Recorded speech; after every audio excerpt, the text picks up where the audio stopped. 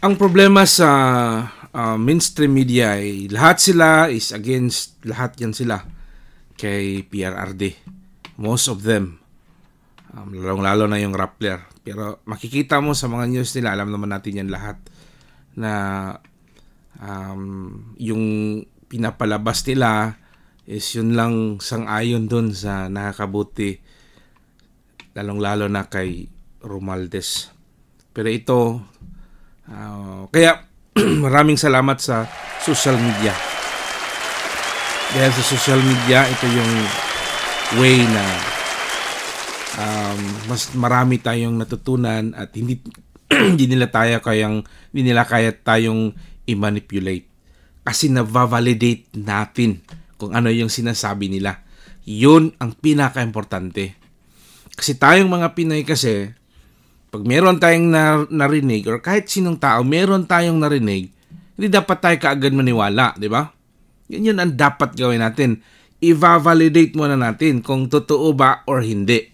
So, nung unang panahon, wala pang social media, yung mainstream, kung ano yung bandila nila dyan, kung ano yung naririnig natin, yun na manipulate nila. Kung negative yung sinasabi nila, yun na yung paniniwalaan ng karamihan. Pero dahil sa social media ngayon, nag-validate natin, natatansya natin, mapagtimbang natin kung sino talagang nagsasabi ng totoo. So ngayon, ito yung dito, maganda dito. Kasi wala silang kawalan nito. Panoorin natin. Maraming mambabatas, ako na lang magko-comment dito, baka maipit ka. So maraming mambabatas may sariling construction company. So yung mga kontratista daw nagalit na, sila na lang ang tumakbo na mambabatas. Yun na yung nangyari sa Kongreso. Para sila nang mag-insert. Hindi, ganito, di ba? Dati ang mambabatas, isa din yan against diba, din yan. Kukuha ka pa ng construction company outside to build it. They started to own their construction company, right? Yeah. Mambabatas na ang kontratista. Ngayon ang kontratista, sinabi niya, mambabatas, ibig sabihin nito, yung mga gumagawa ng batas, sino ba yan? Yung mga kongresista.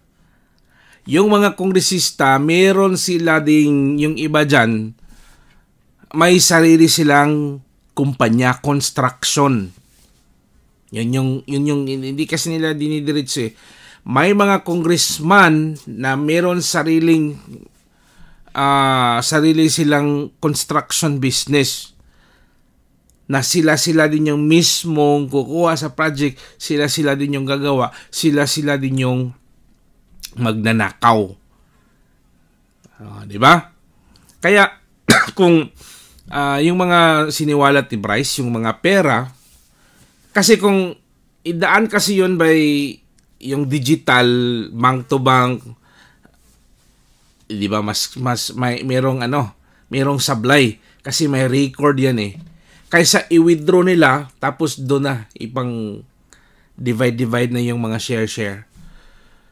Kaya pera mismo yung ibibigay. Pero ito, sinasabi dito na yung mga congressman ay merong sariling mga construction sila. Kahit nga yung isa doon sa mga goons, yung representative na lawyer din, di ba? Na bata pa. Yung nakausap ni Tatay Digong doon sa hearing. Yeah. So, pakinggan natin. Teka lang, hindi na kami kinukuha dahil may sarili na sila.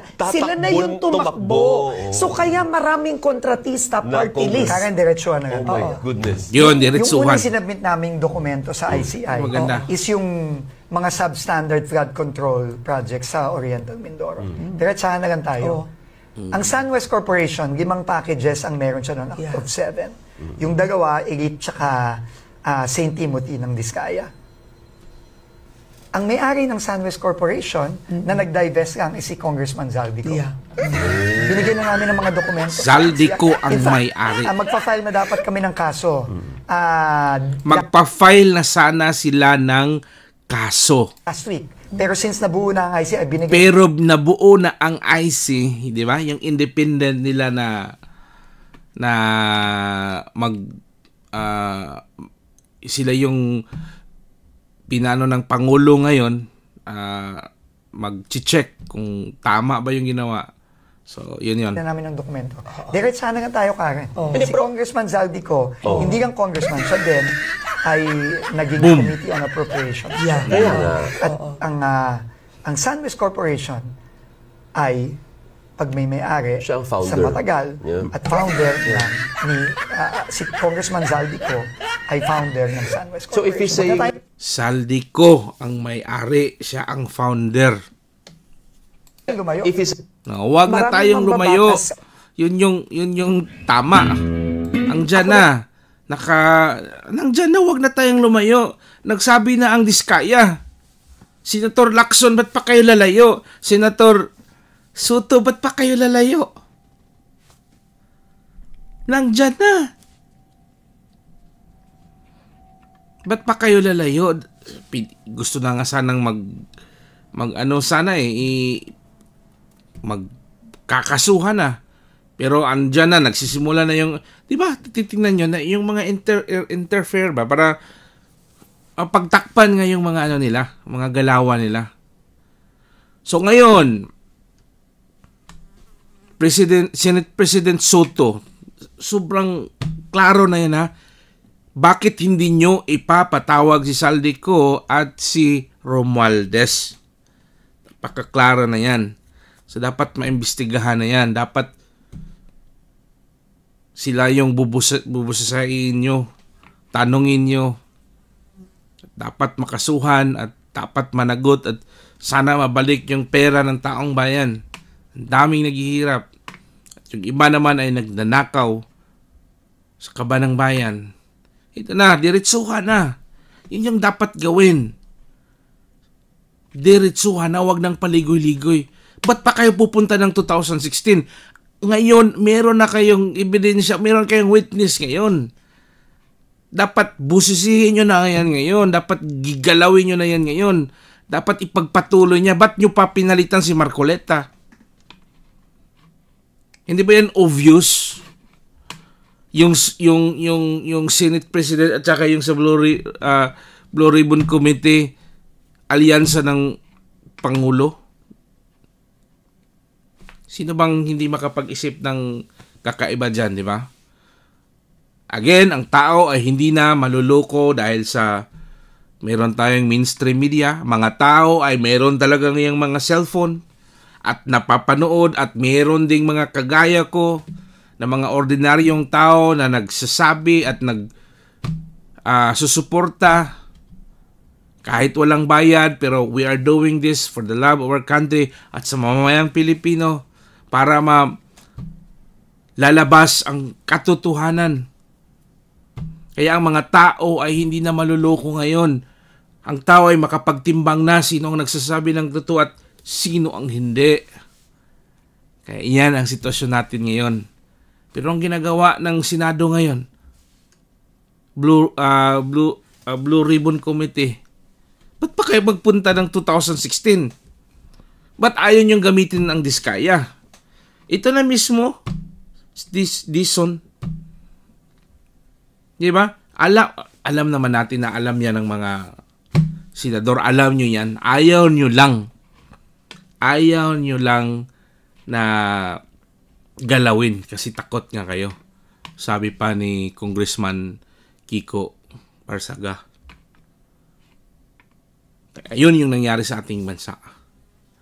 Pero yun nga, klarong-klaro na dito. Sana mahuli na yan si Zaldico at sana mapanagot at siya din ito. Kasi pag mahuli ito, maraming kakanta to ng maganda. Maayos yan ang pagkakanta niyan. Wala itong magawa. Diba? Pag yung mga House of Representative mag-hearing, wagas. Parang Supreme Court. Aid of legislation. Tapos yung ginagawa ay parang hearing. Inquisition yung dating yung mga tanong. Pero yun nga, dito ngayon, klarong-klaro na mismo. Klarong-klaro na natin. Ang founder dito sa itong construction na to si Zaldico. At diba, yan yung sinabi ni Inday Sara. Tumpak, totoo, sino pa bang Ano dyan? Sino pang magsasabi na hindi? Dito natin malaman at totoo ang lahat na sinabi ni Inday Sara na si Martin Romualdez at itong si Saldico lang ang nagde-decide sa pundo ng ating bansa. Totoo lahat. Okay. Maraming salamat po sa ating mga kaperla, sa ating mga Pilipino, sa ating mahal na OFW. Ito po sa Kaperlas Rani at mag-ingat po tayo palagi saan man tayo. At palagi nating tandaan ang Panginoon ay andyan lang, nandyan siya. At mag-ingat po tayo. God bless everyone. Para sa